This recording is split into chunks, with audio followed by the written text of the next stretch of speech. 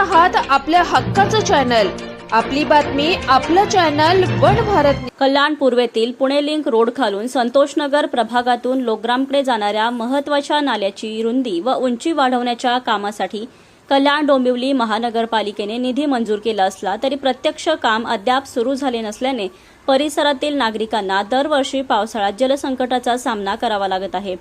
या नाल्यात पावसाच्या पाण्यासोबत वाहून येणारा केर कचरा, प्लास्टिक तसेच झाडांच्या मोठ्या फांद्या अडकून पाण्याचा प्रवाह खोळंबतो। परिणामी पावसाचे पाणी साचून संतोषनगर तसेच परिसरातील अनेक घरांमध्ये पाणी शिरत असल्याची समस्या निर्माण होत आहे।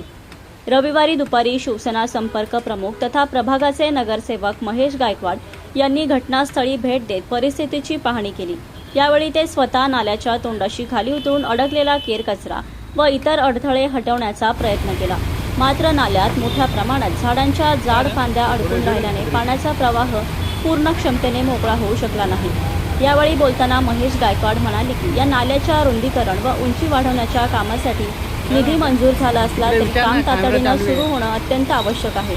नागरिकांना दरवर्षी पूरस्थितीचा सामना करावा लागू नये यासाठी या कामाचा सातत्याने प्रशासनाकडे पाठपुरावा करून ही समस्या कायमस्वरूपी निकाली काढण्याचा प्रयत्न केला जाईल। नाल्याचे रुंदीकरणाचे काम लवकरात लवकर सुरू करून पूर्ण करण्यात यावे अशी मागणी परिसरातील नागरिकांकडूनही करण्यात येत आहे। काही भागामध्ये पाणी लोकांच्या घरामध्ये शिरलं होतं, त्याची रात्री मी पाहणी केली। त्याचा संशोधन करण्याची गरज होती आणि त्या ठिकाणी पाणी कसं साचलं ते पाहिल्यानंतर या नाल्याच्या मधोमध ज्या पावसाळ्या अगोदर लोकांनी सोसायटीचे झाडं फांद्या तोडून नाल्यामध्ये टाकल्या, त्या नाल्यामध्ये टाकल्यामुळे त्या आता या मध्यस्थी फसलेल्या आहेत। त्यामुळे पाणी ज्या वेगाने पास व्हायला पाहिजे त्या वेगाने पास होत नसल्यामुळे पाणी थांबलेलं आहे आणि त्यामुळेच काल अनेक ठिकाणी पाणी साचलेलं होतं। मी ज्या पाहणी दरम्यान पावसाळ्या अगोदरच महापालिकेला सूचना दिली होती की मोठ्या प्रमाणात नाले साफसफाई जशा पाहिजे होते त्याचं गाळ काढलं पाहिजे ते काढलं नाही, त्यामुळे ही परिस्थिती येणार होती हे मला माहिती होतं।